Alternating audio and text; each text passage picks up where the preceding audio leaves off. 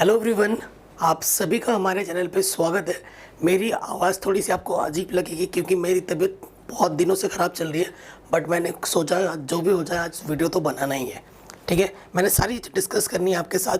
क्या आपका क्या चीज़, क्या स्ट्रेटजी क्या है, ठीक है, क्या टाइम टेबल होना चाहिए, किस तरीके से पढ़ना चाहिए, वो सारी चीज़ मैं आपके साथ डिस्कस करूँगा वन बाई वन। वीडियो को शुरू से लेकर एंड तक ज़रूर देखना, तभी मज़ा आएगा, तभी कुछ सीख पाओगे, समझ पाओगे, वरना उसका कोई फ़ायदा नहीं है। ठीक है, सबसे पहले देखो बेटा, ये अक्टूबर शुरू हो चुका है। हमारा एग्ज़ाम नवंबर दिसंबर में होना है, यानी कि नवंबर हमारे सर पे है। कुल मिला के 1 महीने का समय बचा हुआ है। उनमें से भी अक्टूबर से हमारे फेस्टिवल सीजन भी स्टार्ट हो जाते हैं। दशहरा आएगा, दीपावली आएगी, लक्ष्मी पूजा आएगा, और भी कई तरह के पूजा पाठ आएंगे जो कि हमारे लिए हम पूजे पाठ में के टाइम पे भी पढ़ना चाहें तो हम पढ़ नहीं पाते, क्योंकि पढ़ने के लिए सबसे ज़्यादा चीज़ जो ज़रूरी होता है वो है कंसंट्रेशन, फोकस। वो चीज़ें नहीं बन पाती, हम चाह के भी नहीं कर पाते हैं। ठीक है, हमारा मन भटकता है तो हम चीज़ों को सीख नहीं पाते हैं, और वो भी हमारे लाइफ का एक अभिन्न हिस्सा होती है। तो वो चीज़ हमें अटेंड करनी है। तो उस टाइम को कैप्चर करने के लिए आपको पहले से ही अच्छे से डट के पढ़ाई करनी होगी। देखो, स्ट्रैटेजी भी बताऊंगा, टाइम टेबल बताऊंगा, वीडियो को पूरा देखना। तो सबसे पहली चीज़ आपको क्या करनी होगी, खुद से पूछना है आपको। सबसे पहले तो आपको टाइम मैनेज करना पड़ेगा कि दिन भर का जो टाइम है आप ऐसे ही घूम घूम के वेस्ट मत कर दो। हर एक समय आपके लिए कीमती है, अनमोल है, उसको यूटिलाइज करना है अच्छे से। कैसे करना है वो आगे टाइम टेबल में आपको बताऊंगा। उसके बाद नेक्स्ट चीज़ है सिलेबस। क्या आपका सिलेबस कंप्लीट हो रखा है? सिलेबस का मतलब है एनसीईआरटी। ये नहीं कि सिर्फ एमसीक्यूज पढ़ लो। मैंने पहले ही बोला था बच्चों, आपको जो भी चैप्टर आपके सिलेबस में उसको एनसीईआरटी से एटलीस्ट पूरा पढ़ना है। ठीक है, आप किसी रेफरेंस बुक को फॉलो कर रहे हो नहीं कर रहे हो वो तो बात की बात है। एटलीस्ट एनसीईआरटी का हर एक लाइन, हर एक क्वेश्चन आपको अच्छे से प्रिपेयर करना है। वो हो चुका है कि नहीं? अगर नहीं हुआ है तो पहले उसको करो। सिलेबस निपटाओ अपना, 100% सिलेबस जो पूछा जाएगा टर्म 1 में उसे करो। उसके साथ साथ जितने भी डिस्ट्रैक्शन हैं आपके, चाहे वो फेसबुक हो, व्हाट्सअप हो, बाबू सोना हो, उनको रखो साइड में। ठीक है, डिस्ट्रैक्शन रखो साइड में। अगर नहीं कर पा रहे हो तो उसके लिए थोड़ा सा टाइम निकालो कि भैया आज मैं इतना ही बात कर पाऊँगा, आज मैं इतना ही चलाऊँगा। ठीक है, नहीं तो देखो, डिस्ट्रैक्शन एक ऐसी चीज़ है ना जो आप पे टाइम के साथ हावी होती रहती है। ठीक है, आप पे हावी हो जाएगी, आपको पता भी नहीं चलेगा कब आपका 5 मिनट 50 मिनट बन गया, फिर 1 घंटा बन गया, आपको पता ही नहीं चलेगा। तो डिस्ट्रैक्शन से बचना है इस टाइम पे, क्योंकि हमारे लिए टाइम बहुत कीमती है और टाइम हमारे पास बहुत कम बचा है। ठीक है, उसके साथ प्रॉपर स्ट्रेटजी होनी चाहिए हमारी, सब्जेक्ट वाइज स्ट्रेटजी कि किस सब्जेक्ट के लिए किस तरीके से प्रिपेयर करना है, किस। ठीक है, मैंने मैथ्स के लिए पहले ही बता रखा टॉपिक वाइज। अभी मैं मैथ्स के लिए, साइंस के लिए, हर एक सब्जेक्ट के लिए प्रॉपर स्ट्रेटजी की वीडियो बनाऊंगा। और ये वीडियो क्लास 9th और 10th के बच्चों के लिए बना रहा हूँ। ये नहीं कि सिर्फ 10th वाले देख सकते हैं, 9th वाले भी देख सकते हैं, स्टैंडर्ड वाले भी देख सकते हैं, बेसिक वाले भी देख सकते हैं। उसके बाद आ जाती है आपकी कंसिस्टेंसी। आपको वीरेंद्र सहवाग नहीं बनना है, आपको विराट कोहली बनना है। वीरेंद्र सहवाग आते हैं यार, धबाधब चौका छक्का मार दिया, फटाफट आउट होकर चले गए, ऐसा नहीं। ठीक है, फिर नेक्स्ट मैच में ड्रॉप हो जाता है कि नहीं? लेकिन विराट कोहली कंसिस्टेंसी 50 बनाया, 60 बनाया, 100 मार दिया। लेकिन वही, इसका मतलब क्या है, आज पूरे दिन भर पढ़ लिया 24 घंटे, कल सो रहे हो, परसों सो रहे हो, इसका कोई फ़ायदा नहीं है। तो आपको डेली एक प्रॉपर रूटीन से आपको पढ़ाई करनी है। इन चीज़ों को ध्यान में रखना है। ये मोटिवेशन के लिए मैंने कुछ चीज़ें लिखी हैं। अभी प्रॉपर स्ट्रेटजी आपके साथ डिस्कस करूँगा और उसके बाद आपके साथ टाइम टेबल डिस्कस करूँगा। चलिए, अगर हमारा टर्म 1 का देखा जाए तो हमारे पास क्या है? हमारे पास मैथ्स है, साइंस है, सोशल साइंस है।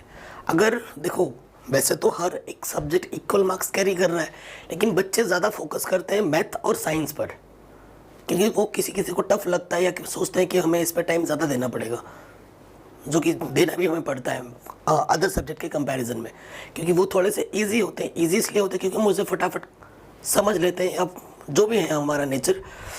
तो मैं भी यही कहता हूँ कि हमारे पास वैसे तो मेनली 3 सब्जेक्ट है, साइंस, मैथ्स, सोशल साइंस, लेकिन हर एक सब्जेक्ट इंपॉर्टेंट है। उसमें हिंदी भी है, किसी के पास इंग्लिश है, किसी के पास कोई अदर सब्जेक्ट है। लेकिन हर सब्जेक्ट को डेली आपको टाइम देना है, डेली हर एक चीज़ को पढ़ना है और प्रॉपर रिवीजन करना है। सबसे मेन चीज़ है बच्चों, देखो, अगर आपको टॉपर बनना है, अगर आपको फोड़ना है एग्जाम में, तो आपको रिवीजन करना पड़ेगा, प्रैक्टिस करनी पड़ेगी। ठीक है, मैं जितना ज़्यादा रिवाइज करता था मुझे लगता था कि मैं उतना ज़्यादा उसमें अच्छा हूँ, मैं और ज़्यादा सीख रहा हूँ। तो जो भी चीज़ आप पढ़ रहे हो कोशिश करो उसको ज़्यादा से ज़्यादा रिवाइज करो, अपने दोस्तों के साथ उस नॉलेज को शेयर करो। जो चीज़ सीख रहे हो किसी को सिखाने की कोशिश करोगे तो खुद में एक कॉन्फिडेंस बिल्ड कर पाओगे, वो आपके लिए बहुत ज़्यादा इंपॉर्टेंट रोल प्ले करता है। तो टर्म 1 का अगर सिलेबस की बात की जाए बहुत ही आसान है, बहुत ही कम सिलेबस है, छोटे क्वेश्चन ही आने हैं। तो आपकी स्ट्रेटेजी भी उसी तरीके से होनी चाहिए कि मैथ्स है तो मैथ्स में बड़े बड़े क्वेश्चंस पे नहीं जाना है, जितने भी टॉपिक हैं उन टॉपिक को अच्छे से समझना है, ठीक है, उस टॉपिक रिलेटेड बेसिक्स प्रॉब्लम्स करने हैं। और मैंने मैथ्स की पूरी सीरीज़ ख़त्म करा दी है, ठीक है। अभी साइंस की भी नई सीरीज़ स्टार्ट की, पहले भी मैंने कराया था और एसएसटी की भी कराया, लेकिन अब कुछ दिन में मैं इन सब चैप्टर्स की मेंटी क्विज भी लाऊंगा ताकि खुद को प्रिपेयर करो। Test your self.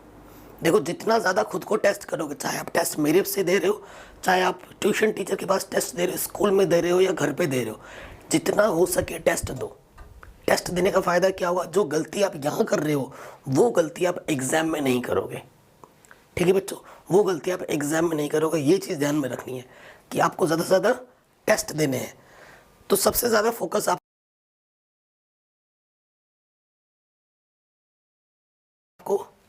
साइंस पे, मैथ पे, सोशल साइंस पढ़ने का मैं एक सबसे बेस्ट टिप्स दिए दूंगा। पूरी की पूरी जो भी सिलेबस है ना, पूरा एनसीईआरटी ढंग से लाइन बाय लाइन रीड करो। हर एक लाइन में क्या एमसीक्यूज बन सकते हैं उसको अंडरलाइन करो। 2-3 पेज की एक नोट्स बनाओ, एक चैप्टर के लिए 3 पेज 2 पेज बनाओ और हर लाइन में क्या चीज़ है उसको लिखो। उस लाइन को लिखने के बाद आप खुद से मन में पूछना है कि इस लाइन से क्या क्या क्वेश्चन बन सकते हैं, तो उसके वो एमसीक्यूज के आंसर हो सकते हैं, उसको लिख के चिपका दो अपने बगल में। तो ये बेस्ट स्ट्रेटजी रहेगी सोशल साइंस के लिए। मैथ्स के लिए सारे चैप्टर्स पढ़ लो एनसीईआरटी के, 2-2 लाइन, एक लाइन के जो छोटे छोटे प्रॉब्लम है उनको कर लो। मैंने पूरा पढ़ा ही रखा है, इसको अच्छे से कर लो। सैम्पल पेपर भी मैंने पूरा सॉल्व करवा रखा है, लेटेस्ट जो मार्केट में आ रखे हैं वो भी अभी मैं सॉल्व करवाने लग जाऊँगा। साइंस के लिए भी पूरी एनसीईआरटी पढ़नी पड़ेगी आपको ढंग से, या जो भी आपके पास रेफरेंस बुक है, पिछले साल के क्वेश्चन, छोटे मोटे क्वेश्चन, ठीक है। ये ज़्यादा से ज़्यादा लगाओ, जितना ज़्यादा प्रैक्टिस करोगे कॉन्फिडेंस उतना निखरेगा, ठीक है। क्योंकि ये आप अगर ए का बी करके आओगे गलत हो जाएगा, क्योंकि सब्जेक्टिव का ये फ़ायदा होगा कुछ लिखने पे हमें कुछ नंबर मिल जाते हैं। इसमें क्या है, अगर ए ऑप्शन सही है तो अगर तुम बी लगाओगे तो वो गलत हो गया, ठीक है। ए का बी का नहीं कर सकते तुम, लेकिन सब्जेक्ट में क्या होता है, अगर थोड़ा अगल बगल का भी लिखते हैं तो हमें नंबर मिलते हैं। यहाँ ऐसा चक्कर नहीं है। ये आसान होते हुए भी इसके कई प्लस पॉइंट भी हैं, कई माइनस पॉइंट भी हैं। प्लस पॉइंट ये है कि सिलेबस बहुत आसान है, क्वेश्चन बहुत इजी आएगा। अगर पढ़ोगे नहीं, माइनस पॉइंट यही कि आपके 0 भी आ सकते हैं अगर पढ़ोगे नहीं तो, ठीक है। तो ये चीज़ है। आगे बढ़ते हैं नेक्स्ट। सबसे मेन चीज़ 3 पॉइंट्स को आपको हमेशा ध्यान में रखना है। 3 पॉइंट्स क्या है कि जब भी पढ़ने बैठो खुद के नोट्स बनाओ, जो नोट्स बने हुए हैं उसको प्रॉपर पढ़ो, चैप्टर के साथ रिवीजन करो, ठीक है। खुद के नोट्स बहुत ज़रूरी है। हमेशा जब भी पढ़ने बैठो ये नहीं लेटे लेटे पढ़ रहे हो जाए, है ना, कान में हेडफोन लगा के रखा है, चिल मार के पढ़ रहे हो, ऐसा नहीं। हमेशा पढ़ने का एक सलीका होता है। आप प्रॉपर अच्छे से तन के बैठो, पानी की गिलास रखो, अगर थोड़ा बहुत अगर आपका मन भटक रहा है तो आप बाहर घूम के आ जाओ, लेकिन थोड़ा सा बात कर लो किसी से। लेकिन ये बात करने लग गए तो बात ही कर रहे हो, ऐसा नहीं होना चाहिए। डिस्ट्रैक्शन को दूर रखना है, मन को शांत रखना है। जब फोकस रहोगे तभी आप अच्छे से पढ़ पाओगे, अन्यथा नहीं, ठीक है। सबसे ज़्यादा ज़रूरी चीज़ है मन को शांत रखना। पढ़ाई पढ़ रहे हो, आपका मन वहाँ है, भाई इसके बाद जाके मैं गप लड़ाऊँगा, यहाँ पर मुझे फेसबुक में टीवी दे ये करना है, दोस्त से बात करनी है, मुझे खेलना है, ये सब माइंड में नहीं आना चाहिए। मुझे आईपीएल देखना है, ये सब नहीं होना चाहिए, ठीक है। पढ़ाई के टाइम पर ओनली पढ़ाई। हमेशा आपके मन में पढ़ाई से रिलेटेड क्वेश्चंस घूमते रहने चाहिए, उससे भी बड़ा फ़ायदा होगा। उसके बाद रिवीजन और प्रैक्टिस। हर सब्जेक्ट की अच्छे से रिवाइज करो। जो भी आज आप पढ़ रहे हो सुबह उठकर उसको और एक बार रिवाइज करो, शाम को सोने से पहले एक बार रिवाइज करो। जितना ज़्यादा रिवाइज करोगे, प्रैक्टिस करोगे, खुद के कॉन्फिडेंस को तुम और बूस्ट करोगे। टेस्ट योर सेल्फ का मतलब हर बार आपको टेस्ट देना है। टेस्ट आप कैसे दे सकते हो, जहाँ कहीं भी आपका टेस्ट हो रहा हो, जो भी चीज़ आप पढ़ रहे हो, चाहे स्कूल में दे रहे हो, चाहे ट्यूशन में दे रहे हो, चाहे मेरे पास दे रहे हो, कहीं पर मेंटे क्विज चल रहा है किसी भी चैनल में, वहाँ पार्टिसिपेट कर रहे हो, तो इससे आपको हमेशा आपकी गलतियों का पता लगेगा। अभी मार्केट में सैम्पल पेपर आ रखे होंगे कई सारे, है ना, पब्लिशर्स के, तो उनको उठाओ जो भी आपको सही लगता है, उनके क्वेश्चंस को प्रैक्टिस करो, ठीक है, वो बहुत हेल्प करेगा आपको। ये चीज़ आपको करनी ही करनी है। उसके बाद हम आते हैं टाइम टेबल पे। देखो हर सब्जेक्ट के हिसाब से मैं प्रॉपर टाइम टेबल तो proper strategy topic wise chapter wise मैं लेके आऊँगा हर subject wise within 2-3 days के अंदर, ठीक है। अब ये आपके साथ में पूरा टाइम टेबल डिस्कस करूँगा, क्योंकि अब जो स्कूल खुलने वाला है बच्चों, वो स्कूल खुलने वाला है सुबह 8 से या फिर 9 से, है ना। तो उसी हिसाब से मैंने टाइम टेबल बना दिया है, क्योंकि अभी मैं बनाता कुछ दिन बाद बोलते बच्चे सर हमारा स्कूल तो 8 बजे से होता है, हमारा स्कूल तो सर 9 बजे से हो गया, क्योंकि ठंड के टाइम आ रहे हैं तो स्कूल की टाइमिंग शिफ्ट होती है। तो उसी हिसाब से मैंने टाइम टेबल बनाया है। तो सबसे पहले देखो बच्चों, थोड़ा सा हम विद्यार्थी जीवन जो होता है ना, वो होता है कठिन परिश्रम करने का, ठीक है। इसमें हमारे पास सोने का टाइम नहीं होता, हमारे पास ये जो पीरियड है ना, बाल्य अवस्था, ये मेहनत करने का टाइम होता है। जिसने आज मेहनत कर ली वो कल के लाइफ को बहुत अच्छे से जी पाएगा, नहीं तो जो आज सो रहा है वो कल रोएगा, और जो आज मेहनत करेगा वो कल हंसेगा, ठीक है। तो देखिए मॉर्निंग टाइम है, इवनिंग टाइम है और नाइट टाइम है। तो मॉर्निंग में ज़्यादा उठने के लिए मैं नहीं बोल रहा हूँ कि 3 बजे उठ जाओ, 2 बजे उठ जाओ, 5 बजे उठो, बेस्ट टाइम है, ना जल्दी ना लेट, ठीक है। आपकी नींद भी पूरी हो जाएगी, क्योंकि नींद का पूरा होना भी बहुत ज़रूरी है। अच्छी नींद, अच्छा खान पान, 2 चीज़ बहुत इंपॉर्टेंट रोल प्ले करता है स्टूडेंट के लाइफ में। अच्छा खाना पीना होना चाहिए, उसके साथ साथ अच्छी हेल्थ और अच्छी नींद। अगर आपकी नींद पूरी नहीं होगी, आपका सर भारी रहेगा, आपका पढ़ाई में मन नहीं लगेगा, आप चाह के भी फिर पढ़ नहीं पाओगे, ठीक है। तो एक अच्छी नींद लेना बहुत ज़रूरी है। ये नहीं आप जितनी नींद लेते हो, ये नहीं कि दिन भर सोते रहो, ऐसा नहीं, ठीक है। एक अच्छी नींद, 6 घंटे की नींद, 6, साढ़े 6, 7 घंटे की नींद इनफ होती है, ठीक है। सुबह 5 बजे उठो, उसके बाद फटाफट जाके फ्रेश हो जाओ, पानी वानी पी लो।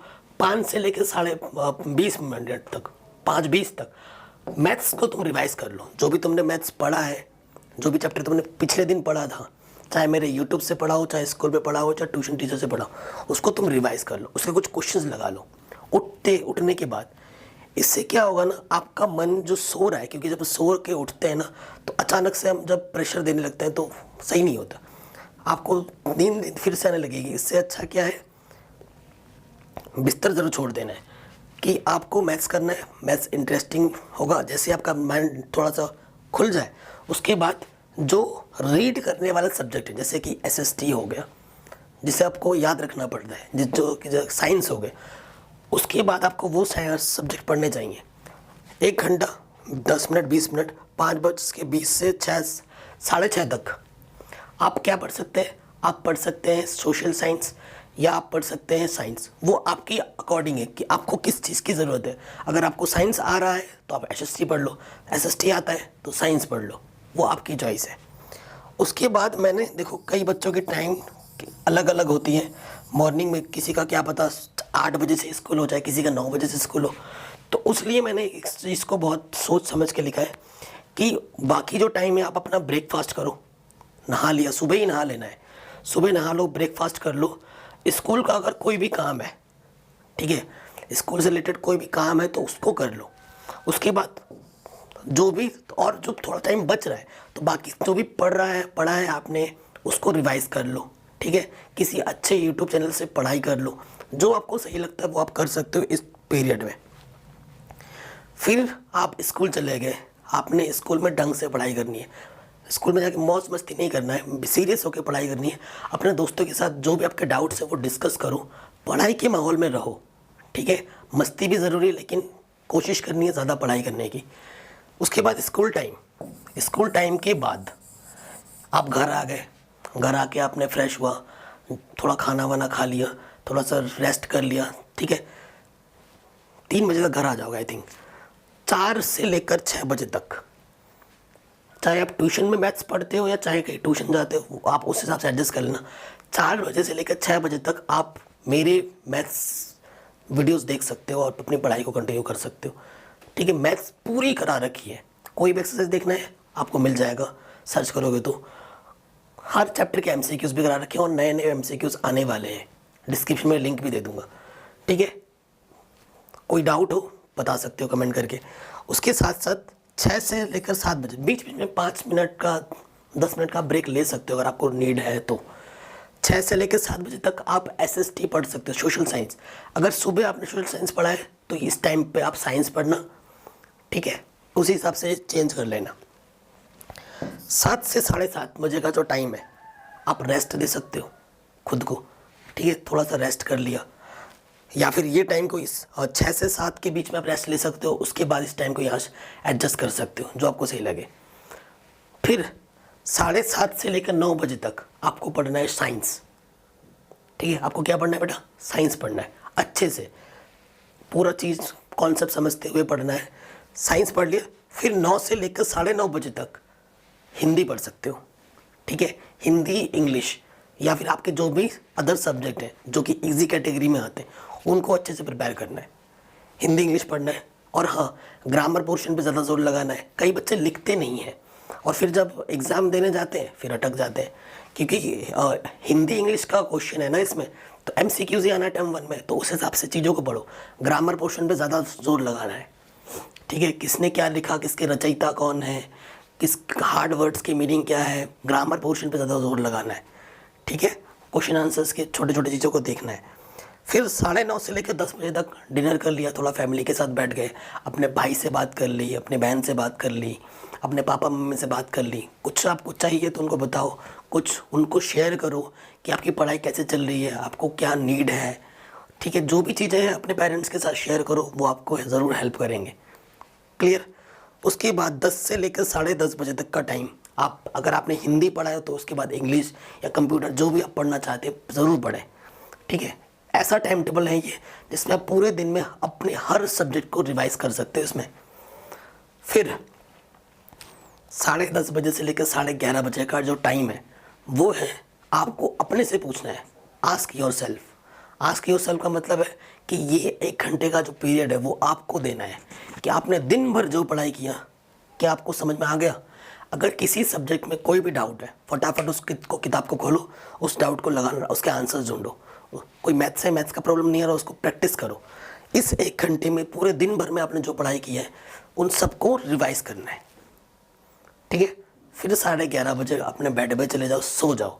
सोते वक्त आंखें बंद करके सोचो कि तुमने पूरे दिन में क्या क्या पढ़ा, सुबह से लेकर एंड तक 5-10 मिनट सोचना है आंखें बंद करके। एक मेडिटेशन का काम करेगा और इससे आपका जो कहते हैं ना, हम पढ़ते तो हैं लेकिन भूल जाते हैं, ये चीज़ दूर हो जाएगी, ठीक है। जब सोते ऐसे आँख बंद करके सोचोगे कि मैंने सुबह क्या पढ़ा, सर ने मुझे ये पढ़ाया, मैंने आज मैथ्स में ये पढ़ा, इन चीज़ों को जब बैक एंड में सोचोगे ना तो बहुत बढ़िया होगा, आपकी मेमोरी पावर स्ट्रांग होगी।